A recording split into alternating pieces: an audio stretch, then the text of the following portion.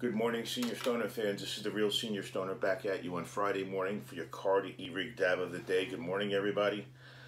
Well, I want to stay focused on a topic that I think is really important for everybody. Anxiety and stress. These are two things that can kill you. Anxiety and stress. So how do we deal with them when they happen? What are the causes of them? And what can we do to prevent it even from starting? Let's talk about something low-hanging fruit. How many of us get stressed out beyond belief when we can't find weed? I'll say it again. I don't care if you're 16 or you're 66. How many of us get stressed out when we can't find weed? I'll take it a step further. Let's dilute it.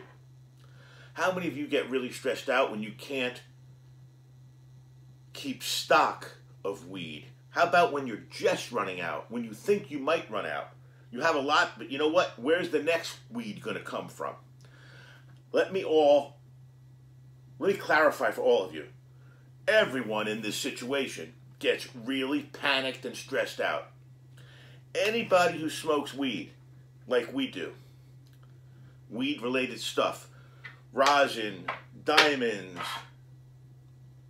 hash, wax, pot, pre-rolls. What if you can't find any? What if you think you won't be able to find any? What if your supplier is no longer around or gives you the finger? What if your dispensary isn't open? What if you don't have enough money for this week's buy? Or all of this, back it up a couple of hours, you think you don't, you think you won't, you think you're not. What happens? How about you go into a frenzy? How about you get extremely stressed out and are absolutely pulling your hair out saying, what am I going to do? I've been this way since I was 16 years old about weed. I'm betting many of us are the same way. So that's a real low-hanging fruit item to pull away and say to ourselves, wait a second, maybe we don't have to worry that much about weed, because maybe we're going to do it a little differently. Do it like Senior Stoner does it. What do you mean by that? Senior Stoner keeps a backup. A backup of a backup and a backup of a backup of a backup. Plus, there are multiple angles to fulfill my needs. So I guess what I'm saying is, evaluate your supply line, evaluate who you're getting things from, and try to ensure security for yourself. Make a little box and make sure you can get the things you need that don't stress you. How about you can't get your medication, your pills? How about you don't have enough money, your drugs are being told by your health plan they're discontinued, they're no longer allowing them. Or you're getting a call from the doctor saying, I'm no longer going to prescribe what you need, in particular pain medicine. Now what do? Forget about the further alternatives, which are really far off and worse. You start to stress out. You worry. It's happened to me. I've had the rug pulled out from under me before. That's the driver behind me going from opiates to marijuana. Because I had a very hard time with my doctor. She dropped me when I was over 28 years into opiates with her. Sorry, I'm not going to be doing this anymore for you, Senior Stoner. And talk about the rug being pulled out. So you make another plan. There are ways to dilute the stress if you know the drivers. Interpersonal stress is different. Physiological stuff where you're worrying about your body or something happened, that's different. This is relating to weed-related stuff and medicine. A couple things about medicine. The medicine we have to take. Prescription medicine. The medicine we're told to take by doctors. You need to ensure a supply line of that also. And you need to be comfortable with it.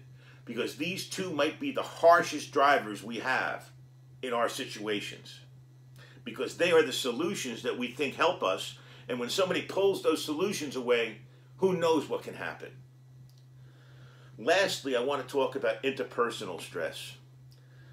When you have those other drivers affecting you, there's nothing that's going to happen other than you being stressed. And you're going to be stressed with your loved ones, with your friends, with your coworkers. Even if you hide it, you're still going to have the stress.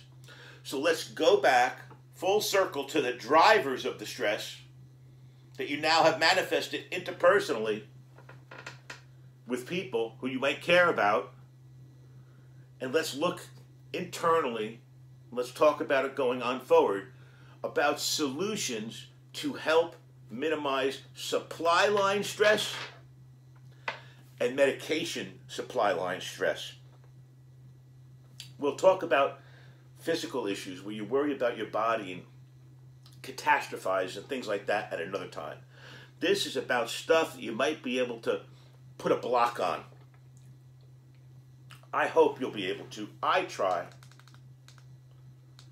Not easy. That's why I do this stuff. But it's not easy to not worry about where am I going to get it. It's not easy to not worry about where am I going to get my pills.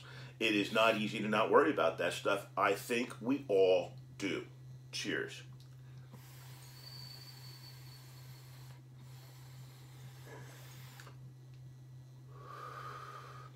So I think the best thing we can all do is be alerted to this. These are things we don't like talking about. We don't like thinking about. That's kind of what I'm here for.